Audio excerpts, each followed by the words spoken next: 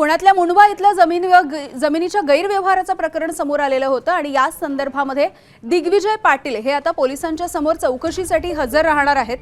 येत्या 10 तारखेला चौकशीसाठी हजर राहणार असल्याची माहिती सध्या समोर येतेय। मुंढवामधल्या जमीन व्यवहाराचं प्रकरण ज्यामध्ये पार्थ पवार यांचं नाव वारंवार घेतलं जात होतं, दिग्विजय पाटील यांची देखील चौकशी केली जाणार आहे। यामधीलच आणखी एक आरोपी शीतल तेजवानी हिला आधीच पोलिसांनी अटक केली आहे।